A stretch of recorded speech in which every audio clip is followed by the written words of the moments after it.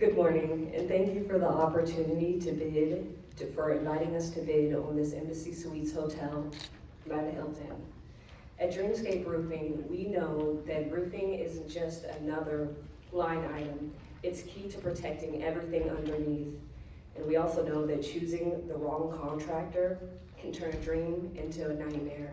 So let's dive into what makes Dreamscape Roofing right for your project. Meet our dream team. These are the individuals who turn your dreams from a vision to reality. We have Cheyenne Campbell, myself, I'm the safety coordinator and president of the company. We have Elma Messick, our lead estimator, Vanya Muzdeka, who is our superintendent scheduling, and then finally Fallon Harris, who is our QA/QC manager.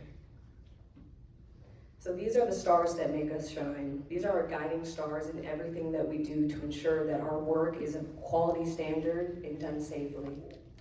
We ensure that we have safety on our projects. Every single one is key to us. We have talent.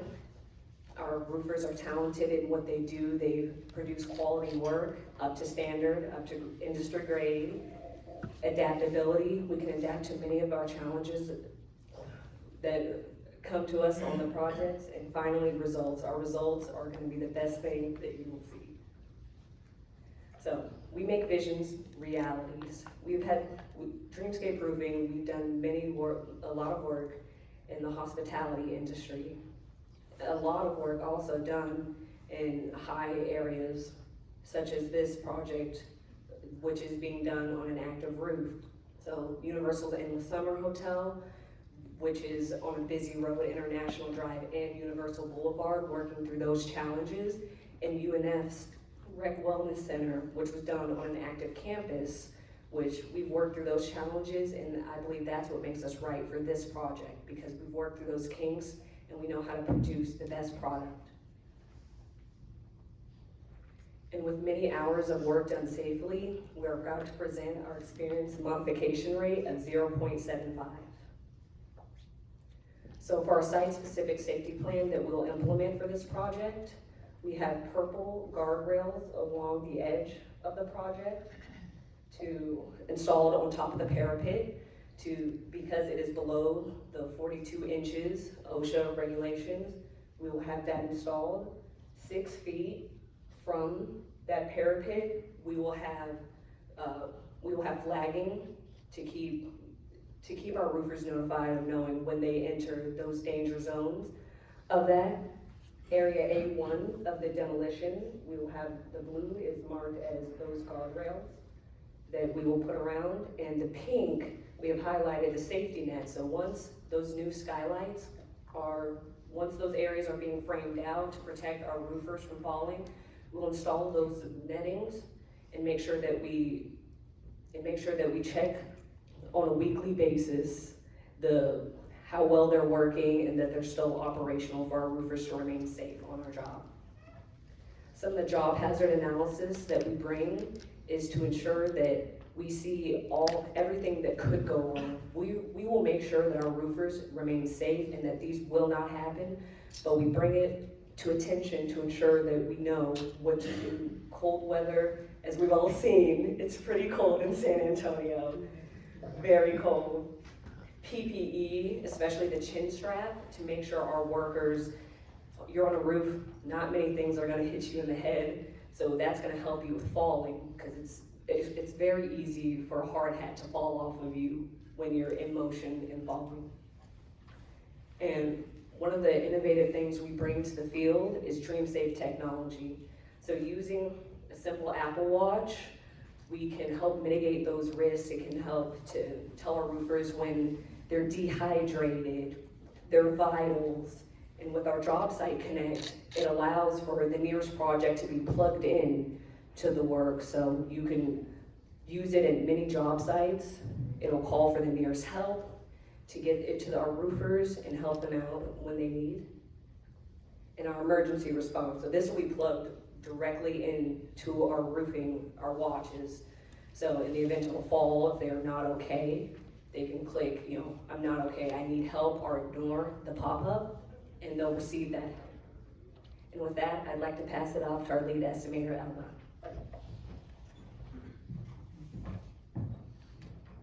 Good morning, everybody. My name is Elma, and I'm the estimator for this project. I just want to start off by saying that I love cake, so let's get started. So for this project, it kind of layered as a cake. Let's get into it. The first layer would be the metal decking. Next would be a foam, which would be like the cream of the cake, and then the 2.2-inch polyiso. Another layer of cream or foam, and then the gypsum board, which would be like a layer of strawberries, as that's kind of like different. Nobody really knows that that's in there unless you cut it in half or you actually built the cake or roof. Then we have the two layers of torch applied grain, which is like a ganache. Okay. So the way we estimated this roof was by area. There was 6 sections of this area. Area A, Area A1, Area B, Area C, Area E, and Area F. Looking at the percentages, Area A took up more than 50% because there was a lot of materials that went into this, like there was a lot of scuppers, there was coping, lots of metal coping. The total material cost was $400,969.95. So for the labor cost, the way we estimated was that we had 8 roofers who did the demo of the roof, and then 3 who did sheet metals. So there was 1 foreman, 3 roofing mechanic journeymen, and 4 helpers on the roof. And they did 8 man-hours of the actual demolition and of the roof. For the sheet metal, we had 1 sheet metal foreman, 1 metal mechanic, and 1 helper, and they had 3 man-hours for this project. And for the superintendent, we estimated him as 10 hours overtime. And this total project was $454,987.44. And so for the miscellaneous costs, this is where I put in the subcontractors that we got. So we had subcontractors for the cowl wall, the interior protection, the solar lighting, skylight curb. We also, this is also where I put the extra for the 75-ton crane, as well as a 12,000 forklift. We also added the sales tax of Texas, which is 6.25%, and that total, and all of that came out to be as a subtotal of $1,896,368.94. Adding a 10% profit would be, to make our total cost for the project was $2,398,906.71. And I'm going to pass it off to our superintendent, Vanya.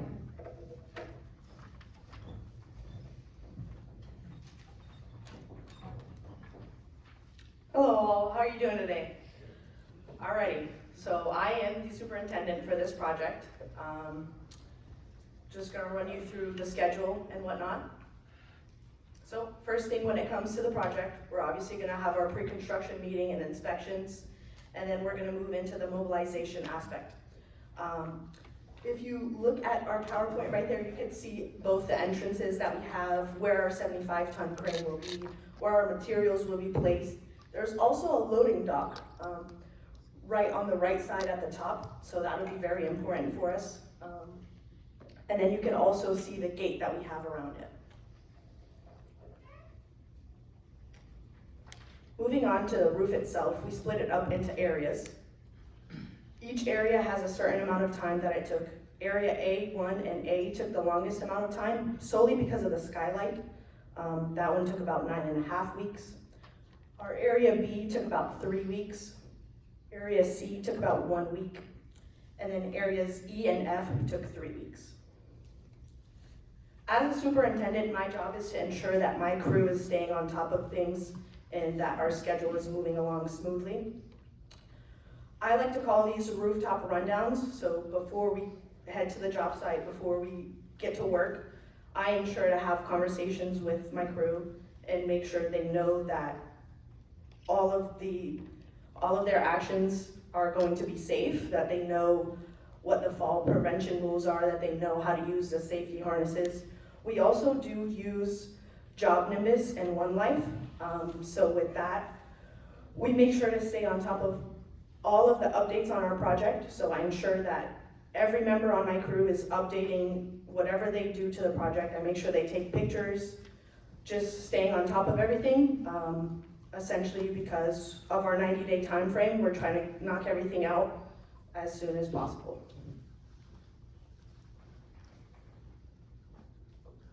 So in regards to our contingency plan, like I stated previously, we do have a 90-day time frame. The work hours are Monday through Friday, 8 a.m. to 5:30, and we also do have a noise ordinance from 10 a.m. to 2:30 p.m. In regards to our float days, I didn't implement those into our schedule because I know my crew is gonna stay on top of everything. I'm gonna ensure that they do, and if worse comes to worse, any weather issues, we fall behind, we're gonna use our weekends and ensure that everything gets taken care of in a timely manner. And then throughout the whole 90-day period, I'm going to make sure we have time for inspections because we do hold permits for torching and whatnot, and we need to make sure we stay on top of everything. With that being said, I'm gonna go ahead and pass everything on to Fallon.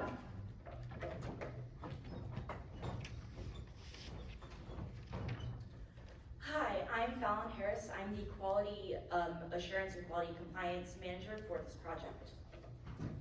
To start off, we're going to talk about some of our pre-con and what we're going to discuss during our pre-con meetings.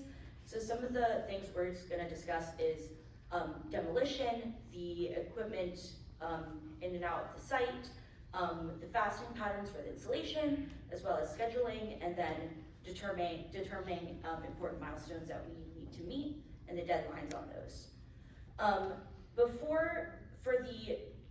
Our discussion for before the project will consist of creating a hazard map to determine any high-risk areas, trying to determine any underlying issues. That includes water damage. For during, we will talk about installing the new roof, as well as the removal and then the reinstallation of the brand new skylight.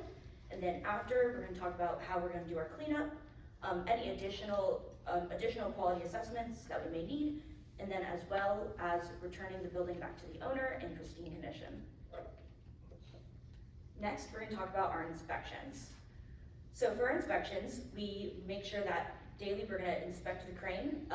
We're going to have weekly safety audits, daily material inspections, including any additional inspections for any new materials that might come on site, as well as mold inspections with where we plan to bring in an assessor from the state of Texas, as well as water inspections, which include water seal testing and then using moisture detectors to make sure there's no hidden leaks anywhere.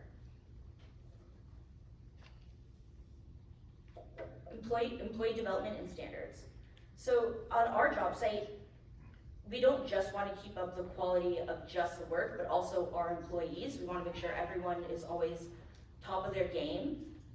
So with this, we always have continuous training programs going on to make sure that everyone is always up to date on the most current industry standards. So no one has a chance to fall behind in that regard. For certifications, we make sure that everyone on our site is OSHA certified, as well as having the NRCA Pro Roofing certification. And then we make sure all crane operators have their operating certificates. And then I'm going to pass the final to Cheyenne. At Dreamscape Roofing, it is our mission to turn your dreams into realities. Given this project scope, I believe we are the best company that you could pick for this. So, are you ready to turn your dreams into reality? Thank you.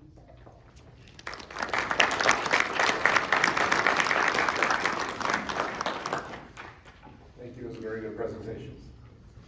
Cheyenne, your father and I go back 30 years working together, and this is about the 70th project we've worked together with our firm and y'all. I know this project is not normal, and we hired a licensed architect to help us design it.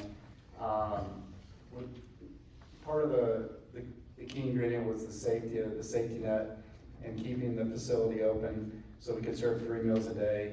And with our horticulturalists and all the plants that we have hanging all over the atrium, what concerns do you have with providing enough lighting for our clientele to eat 3 meals a day and for those plants to remain alive? Yes, to provide the lighting and keep those plants alive, definitely my biggest concern, while those skylights are gonna be open, is that it's, first of all, very invasive for the staff, for the guests of the hotel, so to definitely keep a lot of the weather aspects from affecting us, like the cold, so we could perhaps put up a weather-resistant tarp.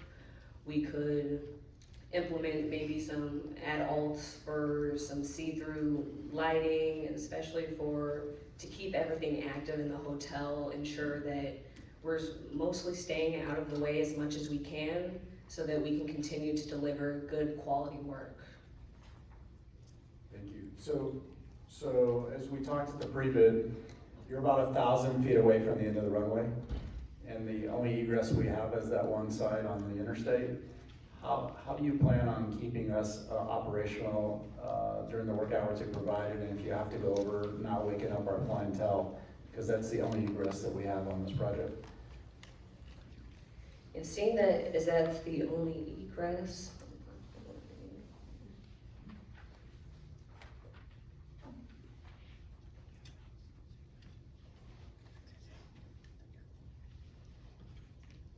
So yes, how we've scoped out this work is to mostly try to come from that right-hand side.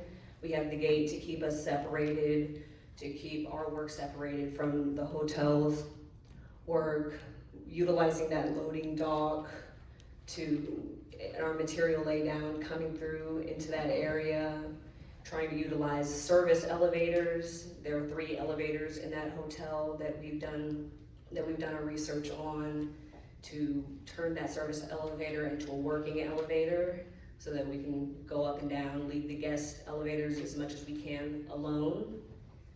And the biggest thing, so we have those 2 entrances up on the top and the bottom side especially to get the crane in that area. Yes, I see. That's how we've scoped out and decided that the best way to mobilize and get onto the site would be. Okay, and then the last question I have, the reason we're investing, well, other than the roof leaks, the reason that we're investing so heavily in this project is we want more light in our atrium. Do you have any concerns with replacing the 60+ skylights with the 3 skylights and all the additional lighting that's going to be involved with this project?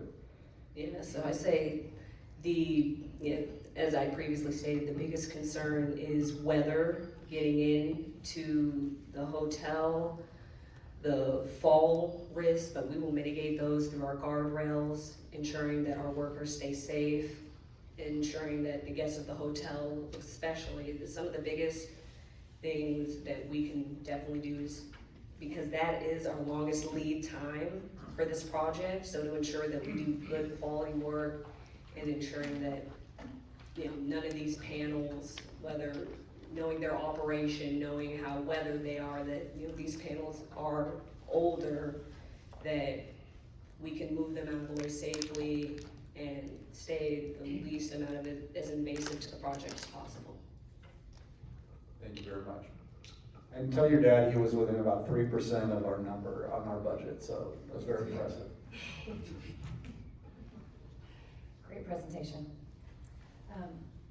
Every project has its challenges. This one has a lot. Is there anything that you wish you would have known prior to starting this project that would have been helpful to have the information on? I'd say something that would have been very helpful for us to know, so we've recently done an audit to find the amount of elevators and especially the roof access, knowing whether we can take that service elevator all the way to the top and for subcontractors to go through a roofing hatch. So I believe an alternative route up, whether there is a stairwell access on the outside, which aren't as common nowadays, that would have been monumental for us to figure out, but the way we've worked this out, I believe it's very feasible and it's one of the best routes we could take. You guys talked about having a gate for material access and sort of access for your employees. How do you plan on communicating with hotel staff when a guest or staff enters the areas that they're not supposed to? So we absolutely plan on staying in contact with the staff, especially loading dock wise. We will have a moving gate there because we know that they have their vendors coming and delivering things, and we will also be using the loading dock. So we can kind of compare that in regards to guests entering where they shouldn't. We definitely plan on staying in contact with all of the hotel staff, the owner of the building, obviously, and we're just trying to ensure that not only the guests, but the employees, as well as our workers, stay away from any danger that can happen. And to add to that, we also will have like flaggers outside to like kind of guide the guests that like come in, like, hey, like don't come over here, there's like either the crane that's working or like there's like potentially material that could like fall off. So we just want to have flaggers. Thank you. Good morning. Thank you very much. Well done. Well done. So I just have one question, and it's almost as if Brad and Michelle set up this question, because this project, when you consider the project and the scope, there were numerous challenges. The airport, the skylights, occupied space, noise, just noise ordinances, things like that. When you were putting together your bid, what was the hardest to address and plan a workaround?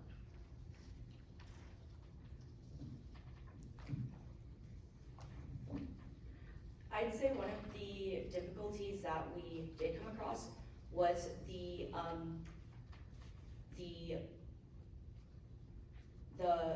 times that we were given for, The machinery, the heavy machinery. the heavy machinery, the crane operation, because it was about like 10 to 2? 2:30. 2:30. So it's not a big chunk of time, so making sure that we're able to get what we need to get done in that specific amount of time was a little bit of a challenge to kind of get through, but ultimately I think we did figure it out. Thank you very much. Thank you, Dreamscape. We appreciated your presentation today. I have a question. As important it is to have, good dreams while you're asleep, it's also good to have quality sleep. One thing the owners of the hotel and were very concerned about the quality of the installation here. Obviously, this is a big undertaking. It's going to impact our staff. It's going to impact our guests for a significant amount of time. So we don't want to do it again. We don't want to do it again, at least not in my time here at this hotel. So on the quality side, can you mention anything specifically you're going to be looking at, maybe during the day, maybe during phases of installation? Specific items you want to be checking to make sure that the installation is done properly and that this roof lasts as long as we hope it will. Something that we're definitely going to be checking and rechecking as many times as we can is the sealant within the skylights, to make sure that there is zero chance of any water leaking through. I know that was a previous issue with the previous skylight, and by kind of making sure we got everything properly done, we can ultimately mitigate that previous issue in its entirety. So we hope to Thank you.